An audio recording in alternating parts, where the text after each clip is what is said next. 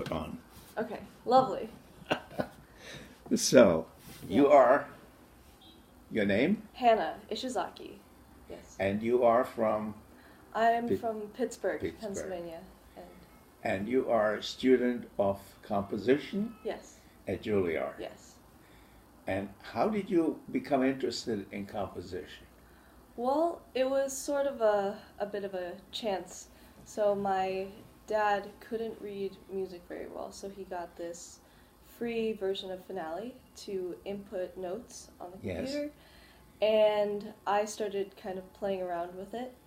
And then my school orchestra, some of my friends were, actually this is sort of a funny story, my friends were violists in the orchestra, and they were sad that they never got the melody in the school orchestra. So I was like, wow, I am using this free writing software, maybe I'll write something where viola gets the melody.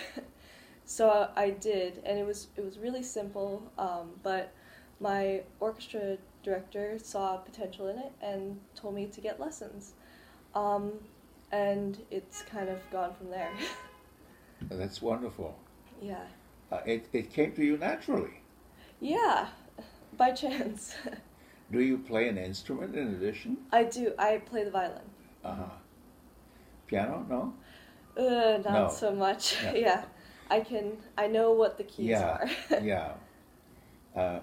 Many students of music, when they start with a teacher, Yeah. they get taught both piano and violin. Yeah. But you started from the other end, from the composition end. I started from the violin end. From the violin end. Yeah, so I started violin when I was 6. And I was just I think this is what my parents have told me. I don't remember any of this.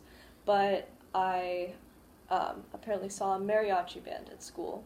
Yeah. And they had a violinist. And I was so taken by this violin that I begged my parents to let me take lessons on the violin when I was 6.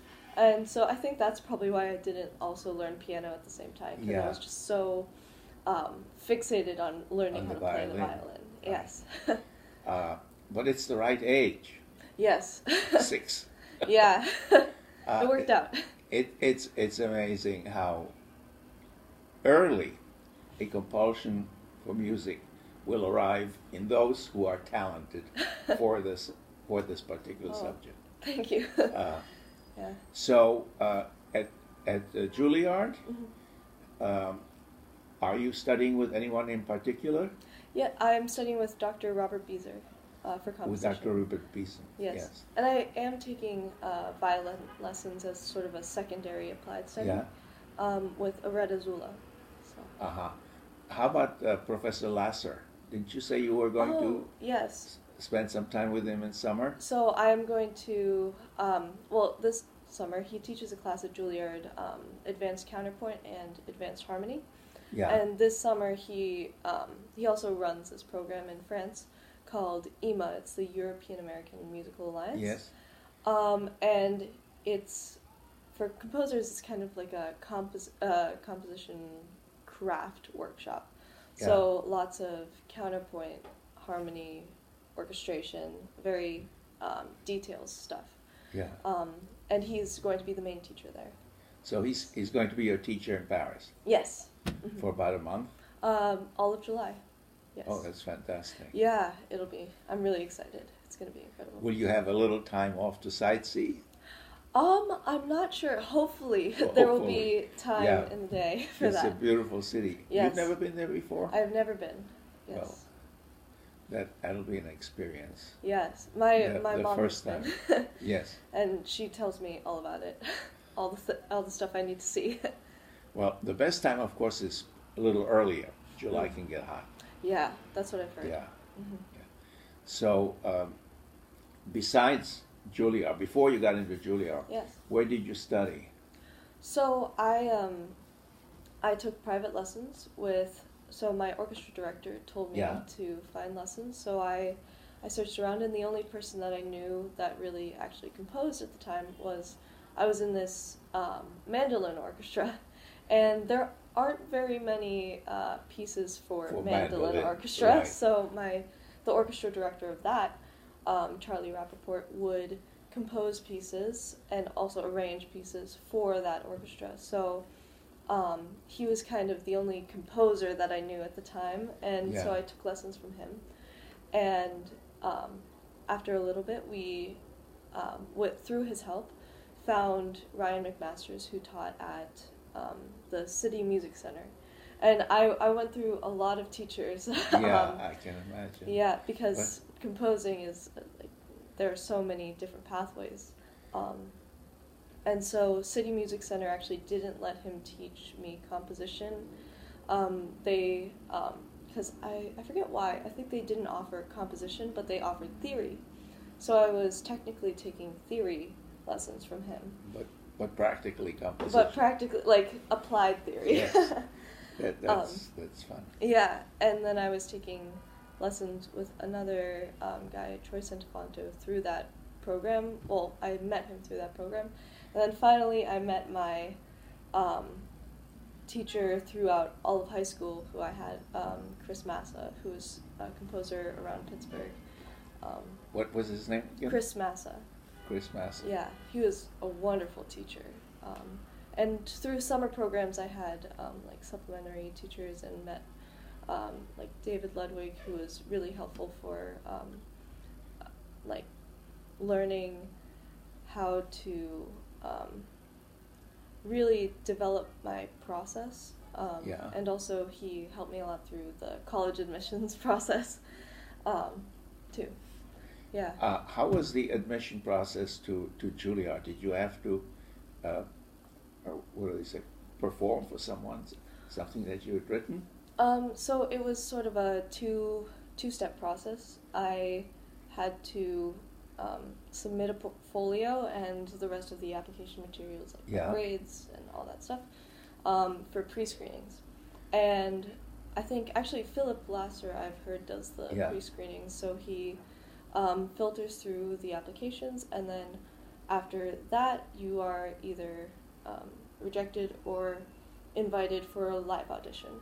So the live auditions were in February, I think, and so basically what they were was you would bring two pieces, because none of the faculty have seen the work that you sent in for pre-screens, so you would probably bring the two pre-screened pieces and maybe one other piece, and recordings on a CD. And we also had a like a 3-hour music theory exam the day before, and then sort of 15-minute interviews with each of the 5 faculty, where we just present our music, talk about ourselves, and then go on to the next person. Yeah. It's very stressful. It sounds very stressful. Yeah. Yeah. Well, at this point, you're planning to do your regular 4 years college. Yes. But then you want to go on to master's. Yes. And maybe even a PhD. Yes, maybe. I'm thinking, because a lot of the time as composers we go on to our career and then later in life become teachers at colleges or that kind of thing. Right. So, and also I think for me a DMA is time to really focus on musical craft without having the pressure of more career-oriented things. I think you still have the support of an institution. I think once you're in that spirit, you might as well keep going until it's completed. Yes. I saw the video that you sent me. Oh, yes. Of your opera. Yes. Which I would call a chamber opera because of its length or shortness. Yeah. I thought it was brilliant. Oh, wow. Thank you. And it was, I thought the two voices were excellent. Yeah. But the way they were interplaying of each other was very well done. Thank you. The most interesting thing was the music underneath it, supporting it, so to speak. And it was something that I couldn't categorize, which means it's very original. Oh, thank you. Thank you so much. So I was delighted with it. Can you tell me a little bit about how you got to write this? Yes, so it was a program through Juilliard Composition and the Juilliard Playwrights and also opera. Yes, so you had the cooperation of the like, different departments. Yeah. Yes. And so I met this playwright, Matthew Capitacasa, and he and I kind of discussed what we would like in a scene. And when we were talking at this initial meeting, I said I really liked, because he sent me some samples of his work, Yeah. I really liked how his characters were very realistic in that their dialogue, they were cut off, they back and forth, really showing how two people interact. Yes. And so he took that idea, ran with it, and created a scene about a brother and a sister who would obviously be going head to head with their dialogue. So from that, I analyzed the speech a little bit, where I would say it aloud and then kind of map out what my voice would naturally do with the phrase. Would it go up? Would it go down? Also the natural rhythm of the speech, and also figuring out, because different people speak with different rhythms, naturally it's kind of an indicating factor of who a person is. And so I tried to pair the characters with different rhythms. So the female voice is, I tried to see what her character would be, and so her speech is more, it's often more lyrical and very, she has a lot of melismas, and I also assigned intervals to the different characters. Yeah. So she was like sevenths and sixths, and he was more fifths and seconds and thirds. More assertive. Yeah, more sort of more grounded. Yeah. Very in stick in the mud was what I was trying to go for with his character. Would I call it a little bit sexist?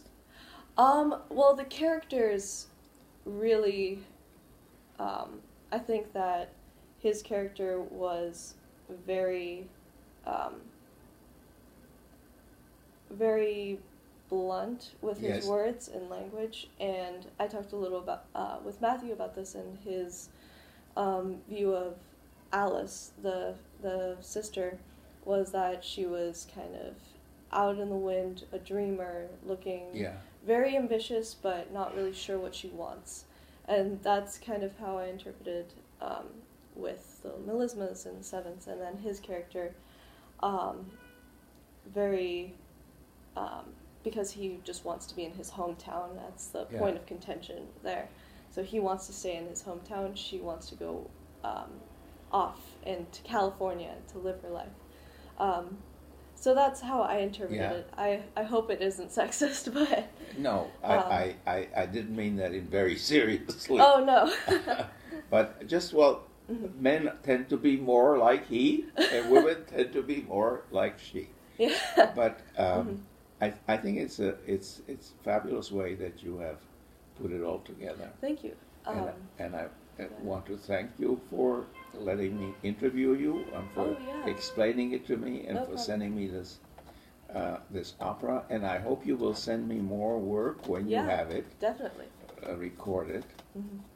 And so thank you very, very much. Thank you too.